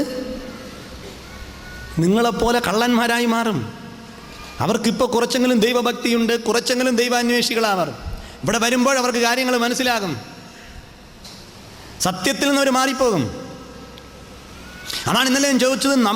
നമ്മൾ പ്രസംഗിക്കുന്നു, ഒരുപാട് പേരെ യേശുവിലേക്ക് വരാൻ വിളിക്കുന്നു, പക്ഷേ അവരെ നമ്മൾ എങ്ങോട്ടാണ് കൊണ്ടുവരിക? First of all we should make a space for them. അവർ വരുമ്പോൾ സ്നേഹവും ഊഷ്മളമായ വാത്സല്യവും ഐക്യവും പരസ്പരം കെയറിങ് ആൻഡ് ഷെയറിങ്, സ്നേഹവും സന്തോഷവും പരിശുദ്ധാത്മാവിൽ ആനന്ദവും ഇക്വാലിറ്റിയും റൈച്ചസ്നെസ്സും ഒക്കെ കാണുന്ന ഒരു സമൂഹം, ദൈവരാജ്യത്തിൻ്റെ അനുഭവം അവർ കാണണം. നമ്മളിങ്ങനെ വർഷങ്ങളായി പാടി പതിഞ്ഞ് പരിചയപ്പെട്ട് ഉള്ള എല്ലാ തിന്മകളും അനുഭവിച്ചുകൊണ്ട് കിടക്കുകയാണ്, ഈ വചനങ്ങളൊന്നും ഉള്ളിൽ കയറാതെ. പക്ഷെ അവർ വരുന്ന അങ്ങനെയല്ല, ന്യൂ കമേഴ്സ്. അവർക്ക് ഒരുപാട് കാര്യങ്ങൾ അറിയണം, എന്തോ കൊടുക്കാനുണ്ട് നമ്മുടെ കയ്യിൽ. അതുകൊണ്ടാണ് യേശു ക്രിസ്തുവിൻ്റെ ഉപദേശങ്ങളെ ഇവരെല്ലാം മോഷ്ടിച്ചുകൊണ്ട് പോയത്. യേശുവിൻ്റെ ഉപദേശങ്ങൾ അത് കിട്ടിയവർ അതുപോലെ ഉപദേശിക്കുകയും ജീവിക്കുകയും ചെയ്തിരുന്നുവെങ്കിൽ ഇതിനു മുൻപേ എന്തേ തന്നെ യേശുവിൻ്റെ ഉപദേശങ്ങൾ കൊണ്ട് ലോകം നിറയുമായിരുന്നു. കൂട്ടം കൂട്ടമായിട്ട് ജനം എല്ലാം യേശുവിൻ്റെ ശിഷ്യന്മാരായി മാറുമായിരുന്നു. പക്ഷേ സംഭവിച്ചത്, യേശുവിൻ്റെ ഉപദേശങ്ങൾ ഒന്നാമത് അതുപോലെ എല്ലാവരുടെയും എത്തിയില്ല, എത്തിയതുപോലെ ജീവിക്കാൻ കഴിഞ്ഞില്ല. ഇതാണ് സംഭവിച്ചത്. അതാണ് നമ്മൾ ഈ ദിവസങ്ങളിൽ കാണുന്നത്. അപ്പോൾ ഇതിന് ആണ് ഒരു മാറ്റം വരേണ്ടത്. അതെങ്ങനെയാണെന്ന് അടുത്ത സമയങ്ങളിൽ പറയാം. മതം, ഞാൻ പറഞ്ഞല്ലോ, മതത്തിൽ ചേർക്കുകയും ഒടുവിൽ ഇരുട്ടിച്ച് നരകയോഗ്യനാക്കി തീർക്കുകയും ചെയ്യുന്നു. മതത്തിന് യേശു കർത്താവ് മത അതീതനായിരുന്നു. പ്രത്യേകം ശ്രദ്ധിക്കണം, യേശു ഒരു മതമുണ്ടാക്കാൻ പറഞ്ഞേയില്ല. ക്രമേണ യേശു ക്രിസ്തുവിൻ്റെ വഴിയെ പോയവരെല്ലാം ഒരു മതമായി മാറിയതാണ്. അതെങ്ങനെ മാറിയെന്ന് ചോദിച്ചാൽ, മതത്തിന് അതീതനെന്ന് പറയാൻ കാരണം പറഞ്ഞുതരാം. ഒരു മതം നിലനിൽക്കണമെങ്കിൽ, റിലിജിയൻ പഠിക്കുമ്പോൾ അറിയാം, ഫിലോസഫി ആൻഡ് റിലിജിയൻ പഠിക്കുന്നവർക്കറിയാം, ഒരു മതം നിലനിൽക്കണമെങ്കിൽ പ്രധാനമായ ഒരു 4-5 കാര്യങ്ങൾ വേണം. നമ്പർ 1, ഒന്ന്, മതത്തിന് ഒരു ആലയം വേണം. ഒരു ക്ഷേത്രം, അല്ലെങ്കിൽ ഒരു മോസ്ക്, അല്ലെങ്കിൽ ഒരു പള്ളി, അല്ലെങ്കിൽ ഒരു ഗുരുദ്വാര, അങ്ങനെയുള്ള എന്തെങ്കിലും ഒരു സാധനം വേണം. ഇല്ലെങ്കിൽ പള്ളിക്ക്, മതത്തിനൊരു ഐഡൻറ്റിറ്റി ഇല്ല. രണ്ടാമത്, മതത്തിനൊരു പുരോഹിതൻ വേണം, ഒരു പ്രീസ്റ്റ് വേണം, ഒരു പുരോഹിതൻ, ഒരു പൂജാരി അല്ലേ വേണം നിർബന്ധമായിട്ട്. മൂന്നാമത്, മതത്തിന് ഒരു മതം എന്ന് പറഞ്ഞാൽ ആരാധന വേണം. ആരാധന ഇല്ലാതെ മതമില്ല. പിന്നെ ആചാരങ്ങൾ വേണം മതത്തിന്. ഉത്സവങ്ങൾ, പരിപാടികൾ, പല ആചാരങ്ങൾ. ഈ ആചാരങ്ങളാണ് മതത്തിനെ ഇങ്ങനെ നിർത്തുന്നത് ടെമ്പറിൽ. ഇതൊന്നും ഇല്ലെങ്കിൽ മതമില്ല. യേശു കർത്താവ് ഇതിനെക്കുറിച്ചൊക്കെ എന്താ പറഞ്ഞതെന്ന് നമുക്ക് നോക്കാം. ആലയം. യേശുവിന് ആലയത്തെക്കുറിച്ചുണ്ടായിരുന്ന ദർശനം എന്തായിരുന്നു? മത്തായി സുവിശേഷം 12-ാം അധ്യായം പഠിക്കുമ്പോൾ യേശു വിമർശിച്ച് തുടങ്ങുകയാണ്.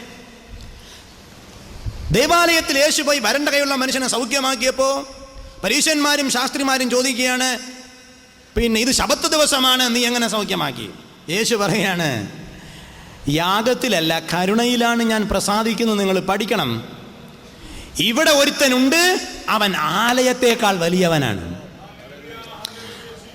മത അതീതനാണെന്ന് അർത്ഥം യേശു. ആലയ അതീതനാണെന്ന് അർത്ഥം യേശു. ഒരു ആലയത്തിനകത്തല്ല യേശു ഇരിക്കുന്നതെന്ന് അർത്ഥം. ഹല്ലേലൂയ. അതുകൊണ്ടാണ് ഞാൻ പറയുന്നത്, പള്ളി ഗോപുരങ്ങൾ ഉണ്ടാക്കാൻ പണം കൊടുക്കുന്നതിനേക്കാൾ പാവപ്പെട്ടവന് പാർക്കാൻ, ഭവനം പണിയാൻ പൈസ കൊടുക്കണം. കാരണം പള്ളി ഗോപുരങ്ങളിൽ 7-ൽ 1 ദിവസമേ ദൈവമുള്ളൂ. മറ്റിടത്ത് 7-ൽ 7 ദിവസവും അവന് താമസിക്കണം. അവിടെ ദൈവമുണ്ട്. മനുഷ്യനുള്ളിടത്തെ ദൈവമുള്ളൂ. മനുഷ്യനില്ലെങ്കിൽ ദൈവത്തിന് എന്ത് ബിസിനസ്? ദൈവം ബെഞ്ചിൽ വന്നിരിക്കുമെന്നാണോ നിങ്ങൾ വിചാരിക്കുന്നത്? ചിന്തിക്കുന്നുണ്ടോ? മനുഷ്യനില്ലെങ്കിൽ ദൈവം അവിടെ ഇരിക്കുമോ? 2-3 പേർ കൂടുന്നിടത്തേ ദൈവമുള്ളൂ. അല്ലാതെ കൈപ്പണിയായ ഏതെങ്കിലും ഒരു സാധനത്തിലാണ് ദൈവം വസിക്കുന്നതെങ്കിൽ ആ ദൈവവും മറ്റ് മതങ്ങളുടെ ദൈവവും തമ്മിൽ എന്ത് വ്യത്യാസം? ദൈവം പറയുന്നു, നിങ്ങളാണ് ദൈവത്തിന്റെ മന്ദിരം, നിങ്ങളുടെ ഉള്ളിലാണ് ദൈവം വസിക്കുന്നത്, കൈപ്പണിയായതൊന്നിലും ഞാൻ വസിക്കുന്നില്ല. ഇതാണ് പുതിയ നിയമത്തിന്റെ പ്രഖ്യാപനം. അതുകൊണ്ടാണ് ഞാൻ പറഞ്ഞത്, പള്ളി ഗോപുരങ്ങൾ പണിയാൻ പണം കൊടുക്കുന്നതിനേക്കാൾ പാവപ്പെട്ടവന് പാർക്കാൻ, ഭവനം പണിയാൻ പണം കൊടുത്താൽ അവിടെ ദൈവം വസിക്കും. കാരണം അതാണ് ദൈവത്തിൻ്റെ ആലയം. അവിടെയാണ് മനുഷ്യൻ വസിക്കുന്നത്. മനുഷ്യൻ വസിക്കുന്നിടത്ത് ദൈവം വസിക്കും. ഒരിക്കലൊരു അച്ഛൻ പറഞ്ഞെന്ന്, അച്ഛൻ ഒരു പുസ്തകത്തിൽ എഴുതിയിരിക്കുകയാണ്.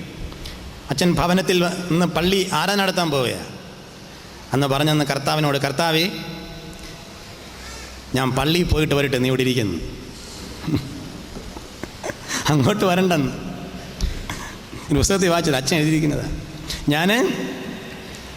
കാരണം അച്ഛനറിയാം എവിടെയാണ് കർത്താവ് ഇരിക്കുന്നതെന്ന്. അപ്പം നമ്മൾ മനസ്സിലാക്കേണ്ടത്, കർത്താവ് ആലയത്തിനെ കുറിച്ച് ശക്തമായി പറയാണ്. കർത്താവ് പറയാണ്, യോഹന്നാൻ സുവിശേഷം 2-ാം അധ്യായം, യോഹന്നാൻ 2-ാം അധ്യായത്തിൽ വളരെ ശക്തമായി പറയുന്നു, 16-ഉം 19-ഉം വാക്യം, ഈ മന്ദിരം പൊളിക്കുവിൻ, ഞാനതിനെ 3 ദിവസം കൊണ്ട് പണിയും. എന്നിട്ട് പറയുന്നു, തൻ്റെ ശരീരമെന്ന ആലയത്തെക്കുറിച്ചാണ് കർത്താവ് അത് പറഞ്ഞത്. ശരീരമാണ് ദൈവത്തിൻ്റെ ആലയം. അതുകൊണ്ടാണ് ആ വെളിപ്പാട് കിട്ടിയ പൗലോസ് അപ്പോസ്തലൻ പറയുന്നു 1 കൊരിന്ത്യർ ലേഖനത്തിൽ, നിങ്ങൾ ദൈവത്തിൻ്റെ മന്ദിരം, നിങ്ങൾ ദൈവത്തിൻ്റെ ആത്മാവ് നിങ്ങളിൽ വസിക്കുന്നുവെന്ന് നിങ്ങൾ അറിയുന്നില്ലയോ. മത്തായി 12:6-7 പറയുന്നു, ഇതാ ഇവിടെ ഒരുവനുണ്ട്, അവൻ ആലയത്തേക്കാൾ വലിയവൻ. ഈ ആലയത്തെന്ന് പറഞ്ഞാൽ എന്താ? യെരുശലേം ദേവാലയം. യെരുശലേം ദേവാലയം എന്ന് പറയുന്നത് ന്യായപ്രമാണത്തിൻ്റെ ആരാധനാ സ്ഥലമായിരുന്നു. അത് കഴിഞ്ഞു. അതിൻ്റെ പ്രാധാന്യം എന്താണ്? തിരശ്ശീലയാണ്, കർട്ടൻ. അതായത് ഈ ആലയത്തിൽ 3 സ്ഥലം, ജനത്തിനിരിക്കാൻ ഒരു പ്രത്യേക സ്ഥലം, നിങ്ങളിപ്പോൾ ഇരിക്കുന്നത് പോലെ. പിന്നെ ഒരു യാഗപീഠം, അവിടെ വിശുദ്ധ സ്ഥലം. അത് കഴിഞ്ഞ് അതിവിശുദ്ധ സ്ഥലം. അതിവിശുദ്ധ സ്ഥലത്തിലാണ് ദൈവത്തിൻ്റെ ആലയം, ആലയത്തിൻ്റെ ആലയം. അതിവിശുദ്ധ സ്ഥലത്തിൽ വലിയ കർട്ടനിട്ട് മൂടിയിരിക്കുകയാണ്. അതിനകത്തോട്ട് മഹാപുരോഹിതന് വർഷത്തിലൊരിക്കൽ മാത്രമേ പ്രവേശിക്കാവൂ. അവിടെയാണ് ദൈവം ഇറങ്ങി വരുന്നതെന്നാണ് സങ്കല്പം. ദൈവം അവിടെ ഇറങ്ങി വരും, ജനത്തോട് സംസാരിക്കും. അവിടെ 2 കെരൂബുകളുടെ മധ്യേ കൃപാസനം വെച്ചിട്ടുണ്ട്. ഇത് പഴയ നിയമം. അപ്പോൾ ജനങ്ങളിരിക്കുന്ന സ്ഥലത്തല്ല ദൈവം വരുന്നത്, അവിടെയാണ്. ദൈവം അവരോട് സംസാരിക്കാൻ ഇതിൽ നിന്ന് ഒരാളിന് മാത്രം അങ്ങോട്ട് പോകാം, അവിടെ നിന്ന് അനുഗ്രഹം വാങ്ങിക്കാം, ആൾക്കാർക്ക് കൊടുക്കാം. പഴയ നിയമം. കർത്താവ് യേശു ക്രൂശിൽ മരിച്ചു, പ്രാണനെ വിട്ടു. ബൈബിളിൽ എഴുതിയിരിക്കുന്നു, മത്തായി 27:51, പ്രാണനെ വിട്ടു. അപ്പോൾ എന്ത് ചെയ്തെന്നറിയോ?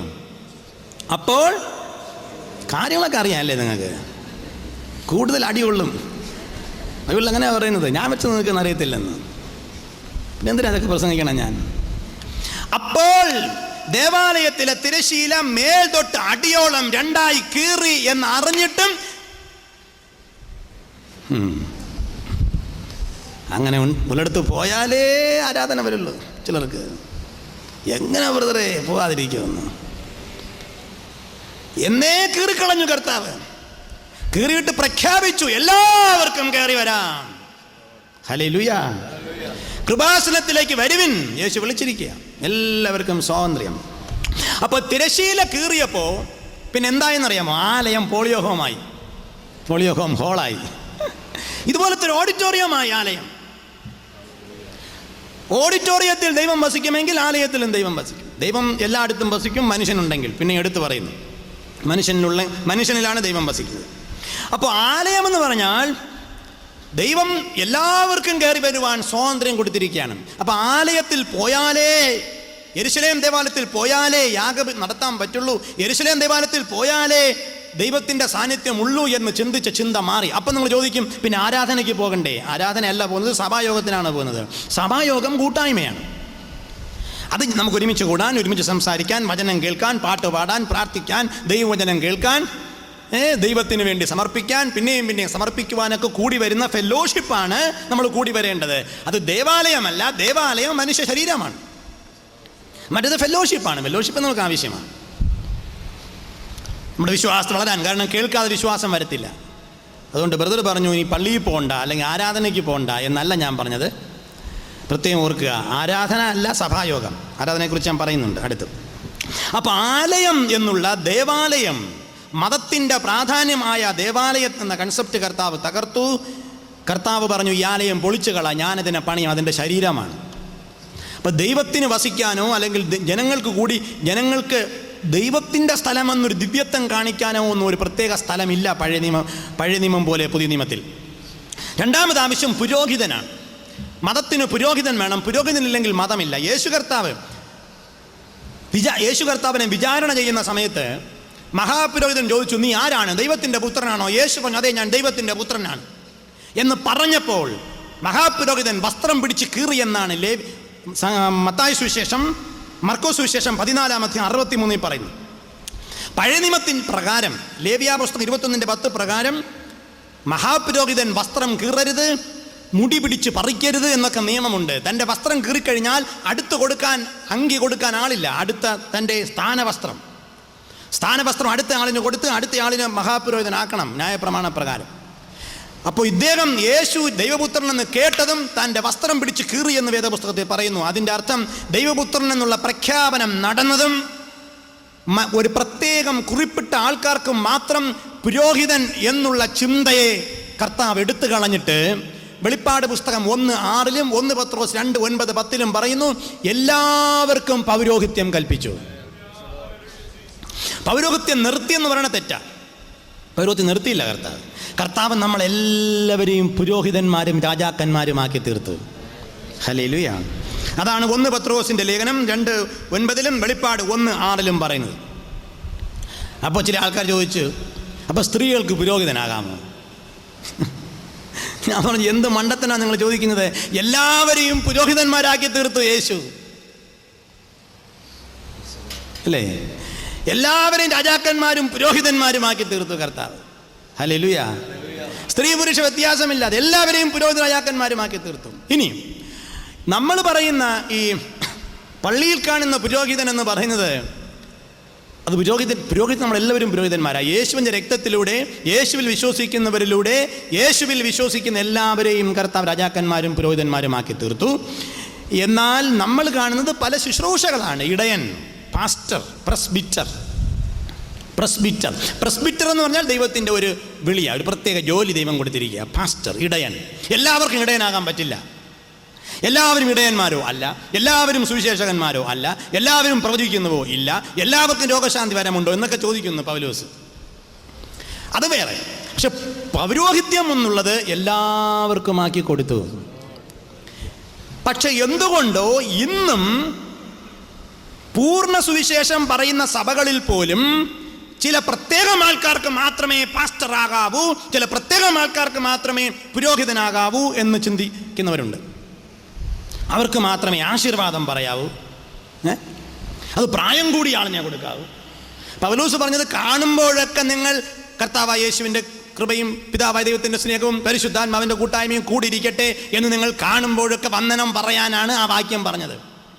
ഇനി യോഗമെല്ലാം കഴിഞ്ഞിട്ട് ഒരാൾ എഴുന്നേറ്റ് ഏറ്റവും സീനിയർ ആളിനെ പറയാവൂ എന്ന് പറയുന്നെങ്കിൽ നിങ്ങൾ ഇന്നും പഴയ നിയമത്തിലാണ്. കാരണം ഒരാളിൻ്റെ കയ്യിലാണോ ദൈവം ലൈസൻസ് കൊടുത്തിരിക്കുന്നത് എല്ലാവരെയും അനുഗ്രഹിക്കാൻ? നോ. പുതിയ നിയമപ്രകാരം അങ്ങനെയല്ല. പുതിയ നിയമപ്രകാരം പരസ്പരം ആശംസിക്കണം, പരസ്പരം ആശീർവദിക്കണം.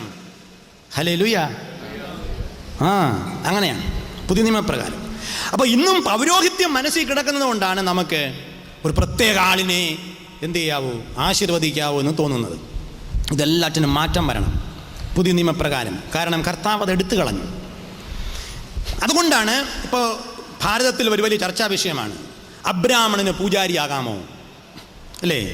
അബ്രാഹ്മണന് പൂജാരിയാകാമോ? ബ്രാഹ്മണനല്ലാത്തവന് പൂജാരിയാകാമോ? അതുകൂടെ ചേർത്ത് പറയട്ടെ, ഹൈന്ദവ സഹോദരങ്ങൾ ആരെങ്കിലും ഉണ്ടെങ്കിൽ. അങ്ങനെയുള്ളവർ വജ്രസൂചിക ഉപനിഷത്ത് പഠിക്കണം. വജ്രസൂചിക ഉപനിഷത്തിൽ വളരെ ശക്തമായി ആരാണ് ബ്രാഹ്മണൻ എന്ന് എഴുതിയിട്ടുണ്ട്. ഒരു ചെറിയ പുസ്തകം നിങ്ങൾക്ക് വാങ്ങാൻ കിട്ടും. ഇല്ലെങ്കിൽ ഉപനിഷത്ത് 110 ഉപനിഷത്തുള്ള മൊത്തം പുസ്തകം വാങ്ങാൻ കിട്ടും. അങ്ങനെയുള്ളവർ വാങ്ങി പഠിച്ചാൽ മതി. സംശയമുള്ളവർ, ക്രിസ്ത്യാനികളൊന്നും വാങ്ങിക്കാൻ പോണ്ട. ക്രിസ്ത്യാനികൾ ആദ്യം ഇത് പഠിച്ചിട്ട് അവിടെ പോയാണ്. ഹൈന്ദവ സഹോദരങ്ങളോടാണ് ഞാൻ പറയുന്നത്. അങ്ങനെയുള്ള സഹോദരങ്ങളുണ്ടെങ്കിൽ വജ്രസൂചിക ഉപനിഷത്ത് വായിക്കണം. അവിടെ പറയുന്നു ആരാണ് ബ്രാഹ്മണൻ ചോദിക്കുകയാണ് ദൈവത്തോട്. അപ്പോൾ ദൈവം മറുപടി കൊടുക്കുകയാണ്, ബ്രാഹ്മണൻ ജാതിയല്ല, ബ്രാഹ്മണൻ വർഗമല്ല, ബ്രാഹ്മണൻ മതമല്ല, ബ്രാഹ്മണൻ ജ്ഞാനമല്ല.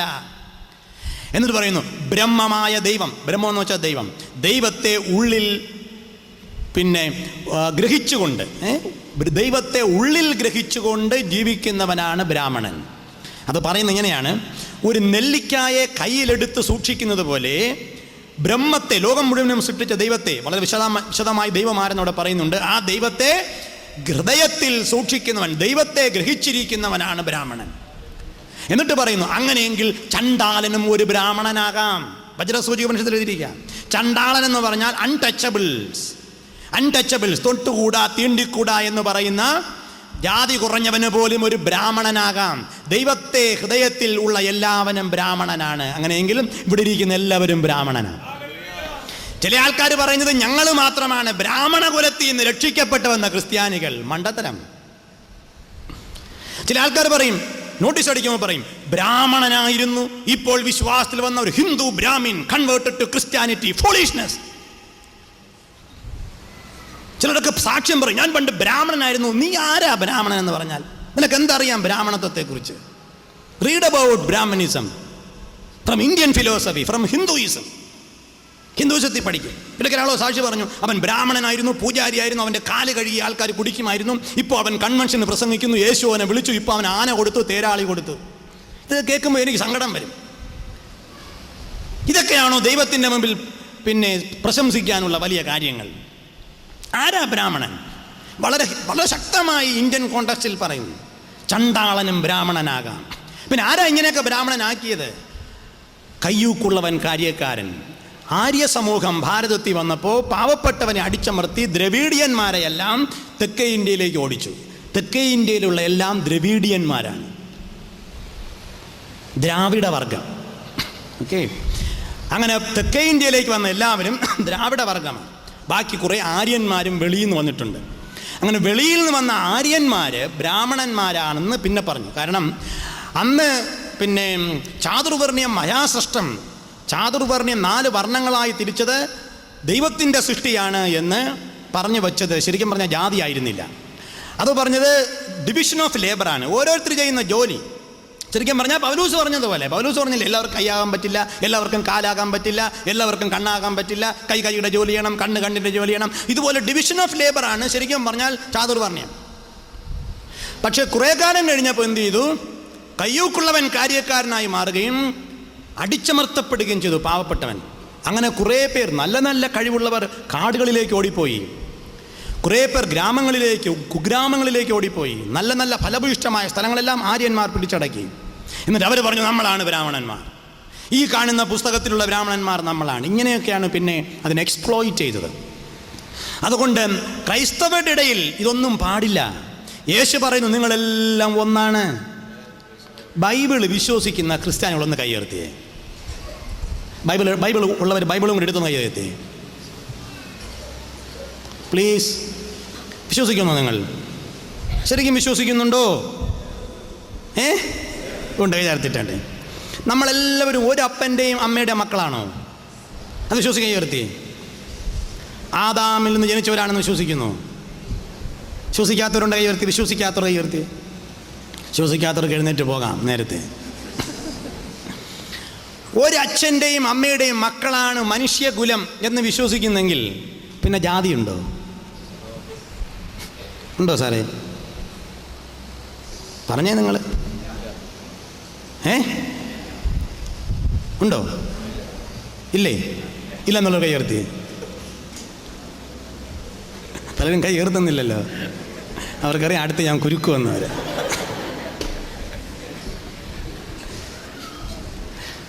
നിർഭാഗ്യകരമെന്ന് പറയട്ടെ, നമ്മുടെ തെക്കേ ഇന്ത്യയിലാണ് ഇത്രയും ജാതി സ്പർദ്ധ. കേരളത്തിലും തമിഴ്നാട്ടിലും ആന്ധ്രയിലുണ്ട്. തമിഴ്നാട് വളരെ ശക്തമായിട്ടുണ്ട്. തമിഴ്നാട്ടിലുള്ള കമ്മ്യൂണിറ്റി, ഒരേ കമ്മ്യൂണിറ്റിയിൽ തന്നെ 4 ഡിവിഷനുണ്ട്. തിരുനെൽവേലി നാടാർ, പിന്നെ നാഗർകോവിൽ നാടാർക്ക് കെട്ടിച്ചു കൊടുക്കത്തില്ല. തിരുനെൽവേലി നാടാർ പറയുന്നത് ഞങ്ങളാണ് വലിയ ആൾക്കാരെന്ന്. 14 കുറിയുമിട്ട് പൂണുതലുമിട്ട് കുടുമയും കെട്ടിയ നാടാരുണ്ട്. ഞാൻ കഴിഞ്ഞ മാസത്തെ ഒരു സ്ഥലത്ത് പോയി, അവിടെ താമസിച്ചിരുന്നു. അപ്പോൾ അവിടുത്തെ ഒരു ഏരിയ മുഴുവനും ബ്രാഹ്മണന്മാരാണ്. അപ്പോൾ ഞാൻ എൻ്റെ മിഷണറിയോട് ചോദിച്ചു, നമുക്കൊരു ദിവസം ഇച്ചിരി അബ്രഹാമിനെ വാങ്ങിച്ച് കറി വയ്ക്കണമല്ലോ. അപ്പോൾ പറഞ്ഞു, അയ്യോ ഇവിടെ കുഴപ്പം വല്ലതും ഉണ്ടോ എന്ന് ചോദിച്ചു. അപ്പോൾ പറഞ്ഞു, അയ്യോ ഇവിടെ വലിയ കുഴപ്പമാണ്. എന്താണെന്ന് ചോദിച്ചു. ഞാൻ പറഞ്ഞു, ബ്രാഹ്മണന്മാരാണ് താമസിക്കുന്നത്. ബ്രാഹ്മണരല്ല, നാടാരെന്ന് പറയുന്ന ഒരു കൂട്ടം ആൾക്കാരോടെ താമസിക്കുന്നത്. ഞാൻ പറഞ്ഞു, അവനോട് പറ, അവൻ്റെ ഒരു സഹോദരൻ ഇവിടെ ഉണ്ടെന്ന് നീ കയറി വരാൻ പറയാൻ പറഞ്ഞു. അപ്പോൾ ബ്രദറെ അവിടെ പോയപ്പോൾ അവർ ആദ്യം ചോദിച്ച ചോദ്യം, കറി ഷാപ്പിടുമാ? കറി എന്ന് വെച്ചാൽ എന്തെന്നറിയോ? ഇറച്ചി. നാടാൻ ചോദിക്കുക, ഇവിടെ നാടാൻ എന്ത് കറിയും ചാപ്പിടും, പന്നി വരത്തിന്. കറി ഷാപ്പിടുമാ? ഇല്ല. ഷാപ്പിടുമെന്ന് പറഞ്ഞാൽ വീട്ടിൽ കയറ്റത്തില്ല, വെളിയിരുത്തും. അവിടുത്തെ നാടാൻ ചിന്തിക്കുന്നത് അവനാണ് ബ്രാഹ്മണനെന്ന്. കോഴിയിറച്ചിയോ കാളയിറച്ചിയോ മാട്ടിറച്ചിയോ എന്തെങ്കിലും തിന്നുന്ന ഇവിടുത്തെ ക്രിസ്ത്യാനികൾ അവിടെ പോയാൽ നാടാൻ്റെ വീട്ടിൻ്റെ വെളി ഇരിക്കേണ്ടി വരും. കുഴഞ്ഞത് തന്നെ.